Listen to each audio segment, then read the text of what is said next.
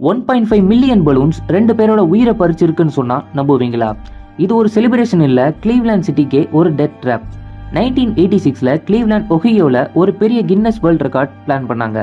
United வே சேரிட்டிக்காக 1.5 million ஹீலியன் பலூன்ஸை ஒரே நேரத்தில் பறக்க விட்டுருக்காங்க. பார்க்கறதுக்கு வல்கனோ வெடிச்ச மாதிரி அவ்வளோ அழகா இருந்திருக்கு. ஆனா அங்கதான் ஒரு பெரிய தப்பு நடந்திருக்கு. மேலே போக வேண்டிய பலூன்ஸ் அன்எக்ஸ்பெக்டடா ஒரு கோல்டு ஸ்ட்ரோம் அண்ட் ரெயின் வந்ததால ஹீலியம் பலூன்ஸ் எல்லாம் ஹெவியாகி திரும்ப சிட்டிக்குள்ளேயே கலர்ஃபுல் ரெயின் மாதிரி கொட்ட ஆரம்பிச்சிருக்கு.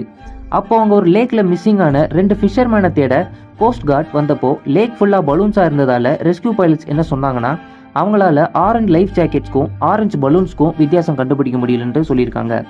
சர்ச் பண்ண முடியாம அந்த 2 பேரும் இறந்தும் போயிட்டாங்க. இந்த இன்சிடென்ட்டுக்கு அப்புறமா கின்னஸ் வேர்ல்ட் ரெக்கார்ட்லயே பலூன் ரிலீஸ் கேட்டகரிய சேஃப்டி காரணமா தூக்கியிருக்காங்க. ஒரு சின்ன ரெக்கார்டுக்காக செஞ்ச விஷயம் 2 குடும்பத்தோட சந்தோஷத்தை அளிச்சிருக்கு. இந்த மாதிரி இன்னும் நிறைய ட்ரூ இன்சிடென்ட் ஸ்டோரிஸ் வேணும்னு நினைச்சீங்கன்னா நம்ம சேனலை சப்ஸ்கிரைப் பண்ணிருங்க.